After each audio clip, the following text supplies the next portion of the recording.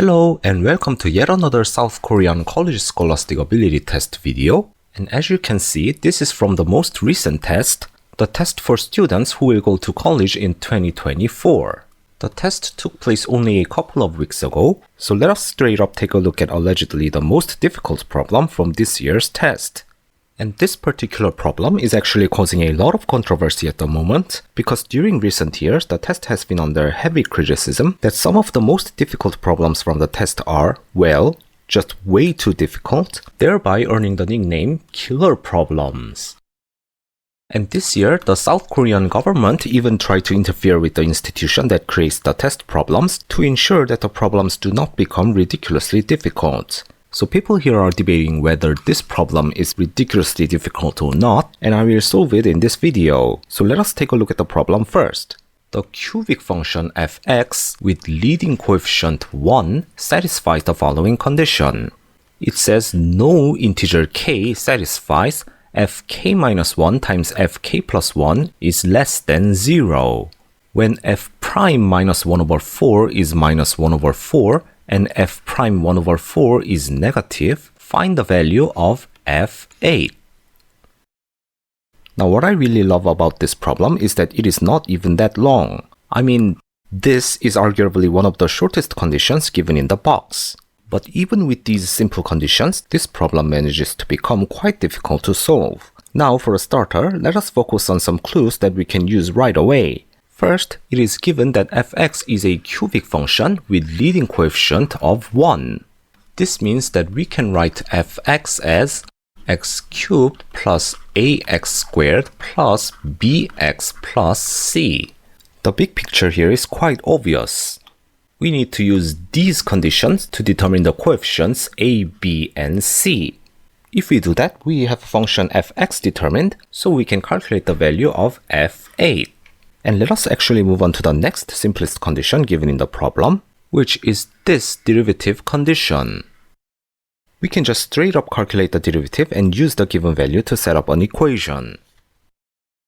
So from this expression of fx, its derivative is 3x squared plus 2ax plus b. Therefore, from the condition f prime of minus 1 over 4 equals minus 1 over 4, this equals minus 1 over 4, so 3 over 16 minus 1 half a plus b equals minus 1 over 4. So moving everything to the left hand side, we have 7 over 16 minus 1 over 2a plus b equals 0. And let us call this equation 1. We have 3 unknown coefficients, so we definitely require more equations than this. So let us take a look at yet unused conditions and see what we can do about them. Among these, this one definitely looks simpler. It is another derivative condition. However, this is an inequality condition, so we cannot come up with another equation right away from this condition. Instead, this condition tells us about the shape of the graph of the function. You see, fx is a cubic function with a positive leading coefficient. This means that there exist 3 possible candidates for the graph of fx. Some of you might have learned this when learning about cubic functions in basic calculus course. Either the graph strictly increases at all values of x, or the slope of the graph momentarily becomes 0 at a single point, or the graph first increases, then decreases, then increases again. But our two derivative conditions state that the slope at x equals minus 1 over 4 is minus 1 over 4, which is negative, and the slope at x equals 1 over 4 is also negative. So in which case the graph allows the negative slope? Well, it is this case, right? This is the only case where negative slope is possible. So we know that fx has a graph that increases, then decreases, then increases again, so that it has local maximum point and local minimum point. Another noticeable thing is that the negative derivative condition is given at x equals minus 1 over 4 and x equals 1 over 4, one with negative x and the other with positive x, meaning that x equals 0 is in between these two values. So we have another clue that point 0, f0 is in the decreasing section of the graph, or between two local extrema. This will be important very shortly. So now that we have gained some information on the shape of the graph, let us tackle the only remaining unused condition, which is the most troublesome condition to deal with. No integer k satisfies the inequality fk-1 times fk plus 1 is negative. Let us actually call this entire condition star, because it is that important. Let us take a look at two examples to familiarize ourselves with this condition. In the first example, fx is always positive.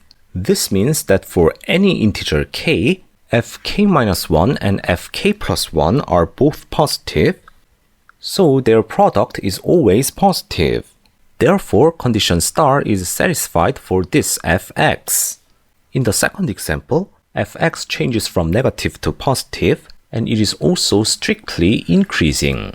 In this case, it is easy to notice that there has to exist some integer k0 such that the value of the function becomes negative at k0 minus 1 and positive at k0 plus 1. I used k0 instead of k because now it is a specific integer instead of an arbitrary integer like the previous case. Anyway, it is obvious that the condition star is not satisfied for this function. Actually, this second observation will play a very important role in determining the graph of our cubic function. So let us apply this condition to our cubic function. I have already explained that our cubic function consists of three regions depending on whether the function increases or decreases, but I will call them strictly increasing and strictly decreasing regions to make it clear that the derivative does not become zero in each of these regions. Here, we want to focus on the value of f0 because it is the point that we know for sure exists in the strictly decreasing region. Obviously, there are three cases for the sign of f0. It is either positive, negative, or zero. Now let's consider them one by one. First, what if f0 is positive? Since this condition takes account of multiple x values, we must consider integers that are adjacent to 0 and beyond that if necessary. For example, like this x equals minus 1. And depending on the sign of f minus 1, we have three branching cases. F minus 1 is negative, f minus 1 equals 0, and f minus 1 is positive. However, there is a problem. First, let us take a look at these two cases together. Consider a case where f minus 1 is 0 or negative. This means that x equals minus 1 is on the other side of the local maximum point and inside the strictly increasing section of the graph. This leaves no choice but to make f minus 2 definitely negative. So since f minus 2 is negative and f0 is positive, their product is negative, meaning that condition star is not satisfied. Or you can say that the specific integer k0 equals minus 1 works as a counterexample to the given condition. That leaves only the case where f minus 1 is positive, so will this work? Well, not really. You see, even if f minus 1 is positive, there still exists this strictly increasing section of the graph which crosses over the x-axis, and we know that in that case, there always exists an integer k0 in which fk0 minus 1 is negative and fk0 plus 1 is positive. Therefore, in this case, condition star is also not satisfied. This can only mean one thing, which is that our previous premise of f0 being positive must be wrong. In other words, f0 being positive is impossible. So we have ruled out the case where f0 is positive. In fact, using the similar logic, we can also find out that it is impossible to satisfy condition star when f0 is negative. This only leaves the case f0 equals 0.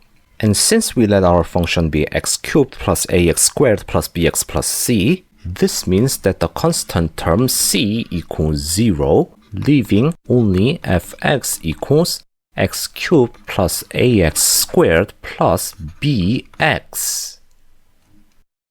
So now with f0 being 0 established, let us think about the values of f-1 and f1 under that premise. First of all, f-1 and f1 having opposite signs like these two cases simply wouldn't work, because it directly violates the condition star at k equals 0. Then what about the cases where f-1 and f1 are either both positive or both negative? In these cases, it is obvious that we don't have any problem with f-1 and f1 since their product is now positive, but the problem still arises from other parts of the graphs. In the first case, we have this strictly increasing part where fx changes from negative to positive, and you know the drill by now. There must exist integer k0 that violates the condition at its neighboring points. And in the second case, we have this strictly increasing part where fx changes from negative to positive, so again, the condition is violated there. So now we have the question, if f-1 and f1 cannot have opposite signs, and if they also cannot be both positive or both negative, what other choice do we have? 0, right? More specifically, at least one of f-1 and f1 must be 0. And that leads to another 3 different cases. In the first case, f-1, f0, and f1 are all 0. In the second case, only f-1 and f0 are 0, and f1 is non-zero. Well, in fact, in order to satisfy this condition, this f1 must be positive, but that's not the main point here. And the last case is where f0 and f1 are 0, and f-1 is non-zero, or negative, in order to satisfy this condition. So let us start from the first case. When f-1, f0, and f1 are all 0, the function is quite simple. Since fx is a cubic function with leading coefficient 1, we immediately know that fx equals x plus 1 times x minus 1, which is x cubed minus x. However, do you remember that we also have these derivative conditions about f prime minus 1 over 4 and f prime 1 over 4? If we calculate the derivative, which is 3x squared minus 1, we have f prime minus 1 over 4 equals minus 13 over 16, which is definitely not equal to minus 1 over 4. So since we can clearly see that the value of this derivative is not minus 1 over 4, we can say that this case is an invalid case. So let's move on to the second case where f-1 and f0 are 0, but f1 is non-zero. As I mentioned previously, f0 being 0 means that we can write our function as x cubed plus ax squared plus bx. Also, we have already dealt with the condition f prime minus 1 over 4 equals minus 1 over 4, which gave this relation, and we called it equation 1. And now we use the condition that f minus 1 equals 0, which gives minus 1 plus a minus b equals 0, and let us call this equation 2. By simultaneously solving equations 1 and 2, we can find the values of a and b. Here, we can add 2 equations to eliminate b, which gives minus 9 over 16 plus 1 over 2a equals 0. Therefore, a equals 9 over 8, and substituting this value into any of 2 equations, we obtain b equals 1 over 8. So we have obtained a and b, meaning that we have obtained fx. However, we have another derivative condition that f prime 1 over 4 must be negative. But if we obtain the derivative, which is 3x squared plus 9 over 4x plus 1 over 8, we have f prime of 1 over 4 equals 7 over 8, which is positive, not negative. This contradicts the given derivative condition, Therefore, this is also an invalid case. Which leads to our last case, where f0 and f1 are both 0, but f-1 is non-zero. Here we also have these two conditions. And now let us use the fact that f1 must be 0. So we have 1 plus a plus b equals 0. And let's call this equation 2 prime. Here, in order to eliminate b, we must subtract equation 1 from equation 2 prime, which gives 9 over 16 plus 3 over 2a equals 0, which gives a equals minus 3 over 8, and b equals minus 5 over 8. This gives fx equals x cubed minus 3 over 8x squared minus 5 over 8x, and derivative f prime x equals 3x squared minus 3 over 4x minus 5 over 8. So now you can see that both conditions regarding derivatives are satisfied. So this is our function fx. The problem specifically wants us to find the value of f8. So using our obtained function, f8 equals this, which is 512 minus 24 minus 5, which is 483. And this is the answer. That was indeed a long process and lot to take in. So let us briefly review the essential steps of the solution.